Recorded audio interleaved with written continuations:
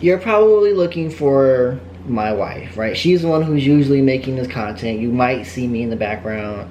You might hear my voice from time to time. But usually it's mainly just her. But today we're going to switch that up a little bit. We're trying to feature me a little bit more. But today you're going to get more of me personally in my take, because I'm the dad of the large family. Lovey's World is not Lovey's World without me. And you guys should get to know me a little bit, I think. So being a dad in a large family is unique, and I want to share my unique experiences with you. So as I'm sitting here at my computer, I'm actually working. I'm on the clock right now, so at any second while I'm talking, a call could come in and I might trail off for a second. You'll, you know, see me do my thing, but I kind of have like a little format that I'm sticking to here because I came prepared to do this.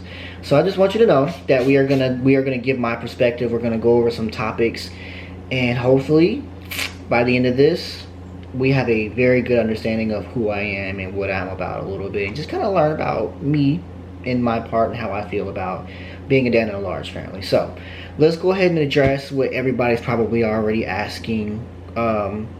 That behind me, yes, it is. It's exactly what it looks like. It is what it is. I am a member of the Masonic fraternity. I'm a Freemason in my local community. I love being a part of it, and it is what it is. But that's not what this video is about. I do have a channel, a TikTok channel, where I make my own content about Freemasonry. But we're gonna stick to the topic here and talk about my part and how I feel about, or my side of the story when being a dad, as a dad of a large family. So some of the unique challenges. One of the biggest challenges, honestly, is the noise. I get a little anxiety when it comes to too much noise. It can be a little overstimulating, but I manage it just fine. I do practice breathing. I take walks sometimes because you got a lot of kids. Everybody has their own needs. We have 3 with ASD, so they have their own special needs, literally. And you have some other kids that want to be treated special, and they're all special, but you get it. Special needs require special attention, and sometimes kids don't quite all catch all that. So there's a lot of noise, a lot of back and forth between, them.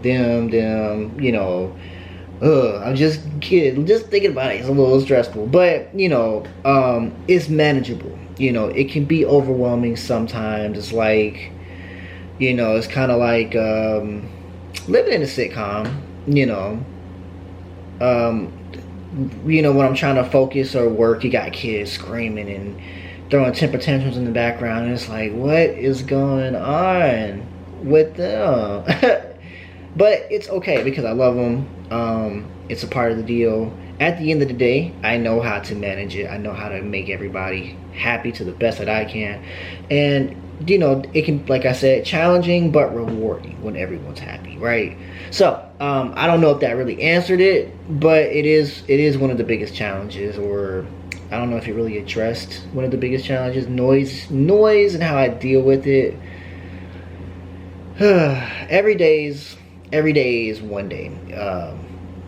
One day at a time. That's really the best way I can describe dealing with that part. Another thing is managing time between kids. Managing time between 7 kids can be tricky, right? It's definitely an acting balance. I try to carve out one-on-one time with each child the best that I can. So what we like to do is sometimes we'll grab a couple, maybe 1 or 2 out of school, and we'll take them somewhere and we'll spend a little bit of time with them. We have one-on-one times where we'll take one kid out. Other times we'll take out a group, especially for like birthdays or celebrations for good grades and things like that. So, it doesn't always happen out that way though. Sometimes we make a promise to go somewhere. If you guys can do this for me this week, we'll make sure you have a chance to go to Chuck E. Cheese, or we'll go to Chick-fil-A and play on the playground, or we'll go to the trampoline park, or we'll go to the movies, or we'll go to Five Below. And sometimes it doesn't happen, and they understand, but it speaks to the challenge of managing that time. So sometimes, like I said, we have to figure out ways to make it work. And thank God my kids are understanding. They understand their parents. We communicate very well with our kids, so they understand when we can't do something, we just can't. Sometimes, the you have those that make it hard to transition and receive certain news, but we manage it just fine. Okay. But I guess another thing would be discipline and order, right? We practice somewhat gentle parenting, but at the same time, gentle parenting doesn't always work. We're not abusive to our kids, but I got a big mouth, so I know how to make stuff move when the time is needed using my mouth, okay? So, discipline and order, man. It's like herding cats. It's like trying to get a bunch of cats to stay in one spot.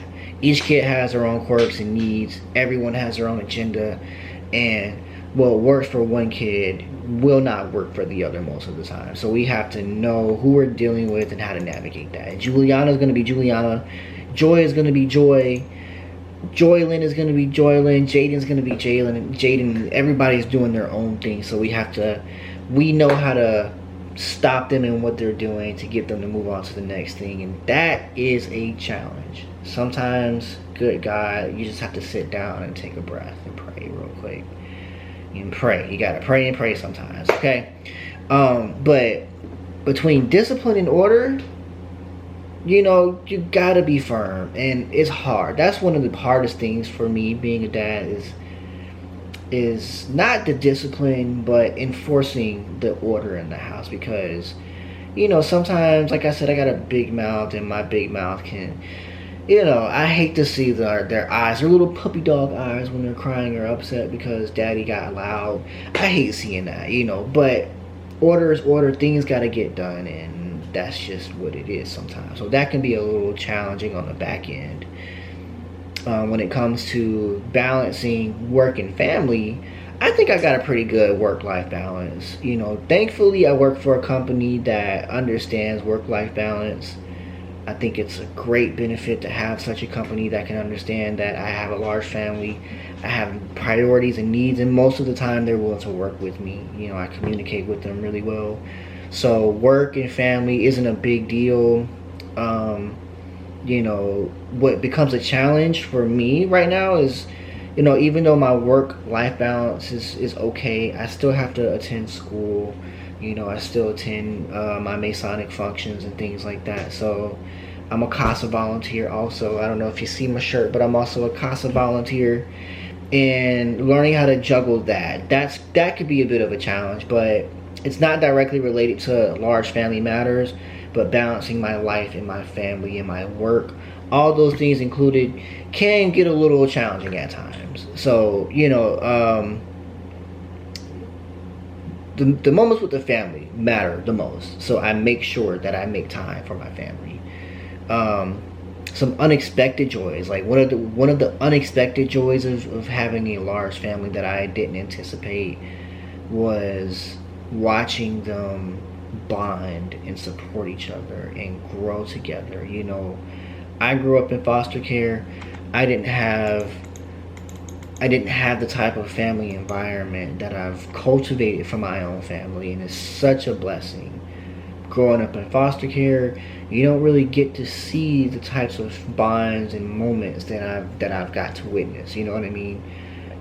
I was able to be there for every single child birth. I haven't lost any single child to defects or child protective services. There was one close call, and by the grace of God, I was able to make it out of that. But one of the most beautiful experiences and joyous things that I could say is watching them grow, being a part of their lives. I wasn't in my parents' lives. They weren't much in my life like that. I was adopted, and it's something that so many people take for granted. So I take every moment and try to hold on and cherish every moment, being there, being around them, watching them grow, watching the ups, watching the downs. It's a timeless, it's just, man, I can't really even describe the feeling. It's indescribable, dude. Really, it really is. and those moments matter more than I could ever say. So, I could go on and on and on about that right there. Relationship with my wife. My wife is my best friend. She's gonna see this and blush, I know it, but my wife literally is my best friend. I would not be the man that I am right now if it weren't for my wife. You know, when we met, I was so immature. I had a lot of growing up to do, and she's stood behind me during my growth and development up until now. Teamwork is the dream word. You know, teamwork makes the dream work. Teamwork is everything in a marriage. Teamwork is everything in a marriage. You know, we have our little systems for managing everything. We have a lot of chaos, but it's like somehow we're able to get through it all. I can't even tell you how we do it, but we get it done. You know, we have our dates. We make time for each other the best that we can, even if it's for an hour to cuddle up and boo up and take a nap and snuggle up with each other real quick. You know, or go on a quick lunch date. You know, 30 minutes, an hour at Waffle House. That's enough time. You can catch up a little bit, and then we go back to doing what we do. You know, we figured it out. We got the system. You know, we got 7 kids. How do you guys do it? That's what a lot of people ask us, and honestly, we can't really give you an answer. Just know that we find a way. We make it happen. And you know, teamwork makes the dream work. Communication is key. You gotta stay in sync with each other if we're gonna make it. You know, make this thing together. That's how I look at it. Now, what is a dad's role in a large family? In my opinion, right? Every family needs a father. Mothers and fathers are equally important. And if you have a large family, I think that a dad's role in a large family is about steady presence. It's not about making kids, right? You can go out here and make kids, and you can be a father, but it takes a lot to be or you can be a dad anyway. You can be a dad, but it takes a lot to be a father, especially a father of a large family, right? So you have to be present. You gotta be present. That's number one. You gotta be present. You gotta be calm.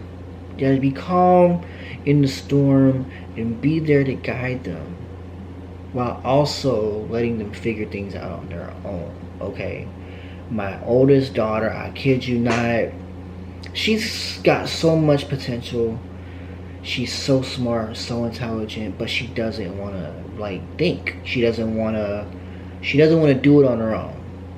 She knows how to do it. She's willing to do it, but she lacks the motivation sometimes to actually follow through. She wants somebody to be there to hold her hand. And I think it's so important for all dads to do what we do now, and that's just kind of force them into it. You know, it builds them up. And that's what families need. They need men, they need dads, they need fathers in their lives to make things happen. I think male guidance is so important. You know, and there's so many other things that I could go into with that on the father's role in a large family, but presence and involvement are the top things in my opinion. Some of the sacrifices that people don't see. Being a father of a large family means there's a lot of sacrifices that have to be made. You know, sometimes we have to skip out on personal time or hobbies. One of my personal hobbies is Freemasonry. There's been times when I've had to skip going to lodge. There were days when I could not make it because a kid was sick, or, you know, most recently we had a birthday. We had a lodge meeting. I decided against going to my lodge meeting because I wanted to celebrate my son's 10th birthday. You only get one of those. You know, that's one of those milestones that I mentioned earlier.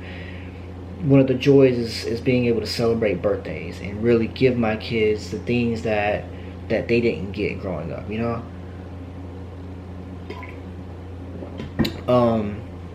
So where was I with that? Sacrifice, right?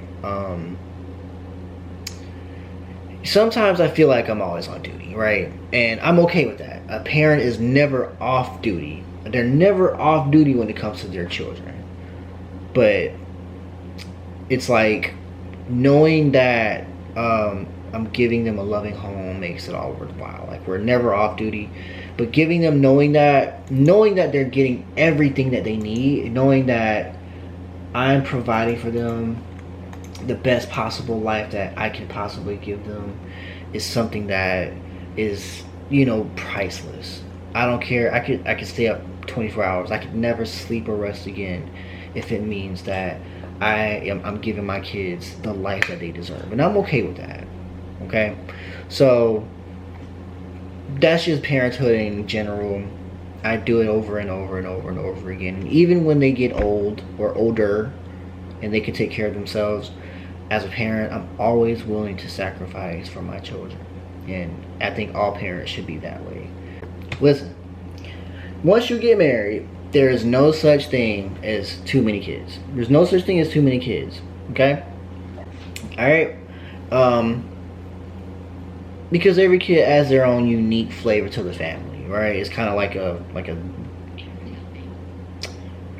right. We were talking about not having too many. Once you get married, there's no such thing as too many kids. That's what we're talking about. Because every kid kind of adds flavor to the family. They have their own unique thing. Yes, it gets chaotic, but that's chaos. That's how chaos works. Chaos gets chaotic. That's just life, right? It's a part of the fun. Every day brings a unique experience. That's how I look at it. Like, I take things one day at a time. I take life one day at a time. Each child has their own personality. They have their own quirks, and together we create like this just awesome atmosphere that you can't beat it. Watching your kids play around. We go to the creeks. We go play with them outside. There's no such thing as too many kids. Now, you can stop when you're ready, but there's no such thing as too many kids. Okay? Look, think about it though. Like, every laugh, every silly moment that you have, every little triumph, watching your kid, take his first step, playing with them and stuff like that, they're all memories in the making, and it's about building something special together. That's what it is. That's what it's like. And honestly, at the end of the day, I wouldn't trade it for the world. I love my family. I love my kids. I don't think that I could ever have too many. Now, I believe I'm done. I'm pretty sure I'm done having kids. It's not the fact of having the kids is the thing. It's just the pregnancies are really heavy on her body, and the last, I would say, 2 or 3 pregnancies left her in a real critical state during the end, like just all throughout. Mostly like the 3rd trimester. The last couple of pregnancies, she spent a lot of time. She practically lived at the hospital. And honestly, she could have died. So we don't want that. So if we were to have any more kids moving forward, we would definitely foster or adopt. Okay, that's the plan. To foster or adopt. Case in point, when you're married, there's no such thing as too many kids. There's no such thing. God said, be fruitful and multiply, and when you trust in him, he will make a way. So it doesn't matter if you have 1 or 100. As long as you put him first, he will make a way for you to take care of yourself and your family. As long as you do it the right way. That's important. Okay? You get what I mean. But yeah, that's my take. No such thing. No such thing as being married and having too many kids. Nah. It cut off there. So if I could give advice to any dads, right? Embrace the chaos. Like I said, embrace the chaos. Don't push it away. Don't get mad.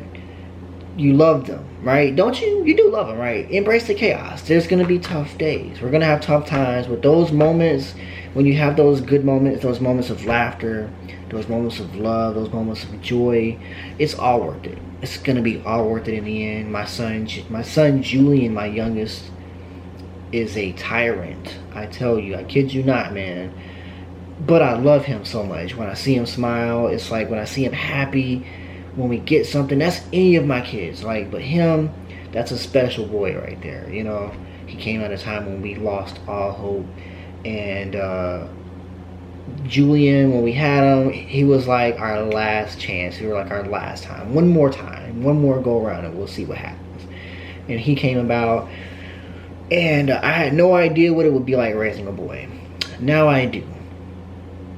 Do I enjoy it all the time? Not really. But do I love it overall? Yes. Okay, because seeing him laugh, seeing him smile makes it all worth it. And I know one day that little boy is going to make me proud. I know one day my children are going to make me proud. So, bro, fellas, enjoy the chaos, okay? Enjoy it.